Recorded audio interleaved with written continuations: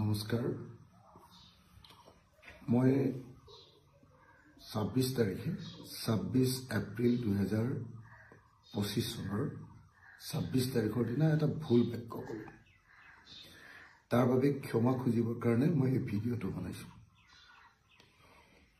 26 এপ্ৰিলৰ দিনৰ ভাগত আজি মই লখিমপুৰ জিলাৰ বিভিন্ন অঞ্চলত যেতিয়া নিৰ্বাচনৰ পঞ্চায়ত নিৰ্বাচনৰ কেম্পেইন কৰি ফুৰিছিলো তেতিয়া মই এটা বাক্য ক'লো যিটো বাক্যই এতিয়া মোক বৰ অস্বস্তি পেলাইছে সেইকাৰণে সেই বাক্যটো উঠাই ল'বৰ কাৰণে আৰু মোৰ ভুলটো স্বীকাৰ কৰিবৰ কাৰণে মই এই ভিডিঅটো বনালো এতিয়া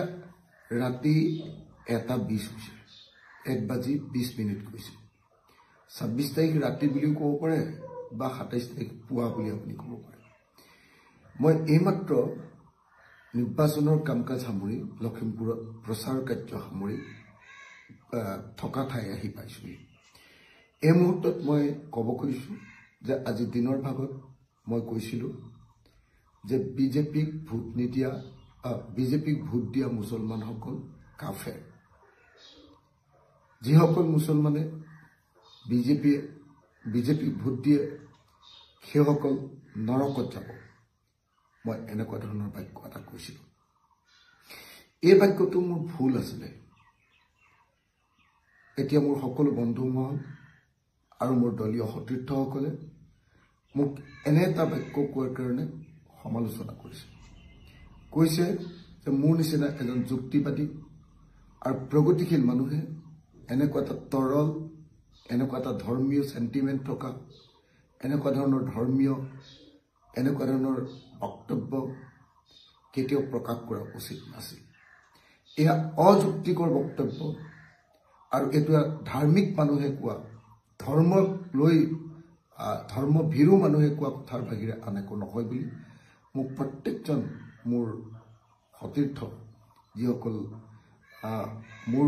আদৰ্শগতভাৱে ভাল পায় সেইসকলে মোক সকলোৱে সমালোচনা কৰিছে সেইকাৰণে এই মুহূৰ্তত মই সমগ্ৰ অসমবাসী ৰাইজৰ ওচৰত ক্ষমা বিচাৰিছো যে মই এটা ভুল বাক্য কৈছিলো যিটো ভুল বাক্য মোৰ মুখেদি ওলোৱাটো উচিত নাছিলে মই কৈছিলো যে যিসকল মুছলমান লোকে বিজেপিক ভোট দিয়ে সেইসকল কাফেৰ সেইসকল নৰকলৈ যাব এনেকুৱা ধৰণৰ আল্লাহ তেওঁলোকক শাস্তি দিব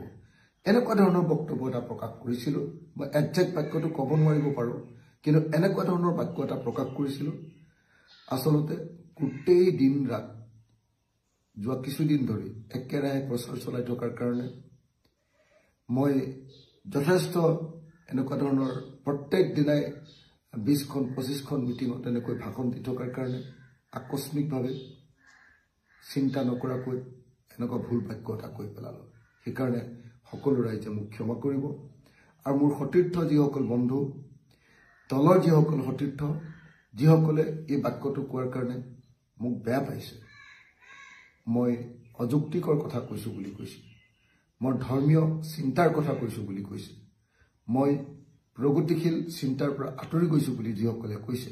মই তেখেতসকলৰ ওচৰত ক'ব কৈছো যে মই নিস্বাৰ্থভাৱে ক্ষমা প্ৰাৰ্থনা বিচাৰিছো মোৰ ভুল হৈছে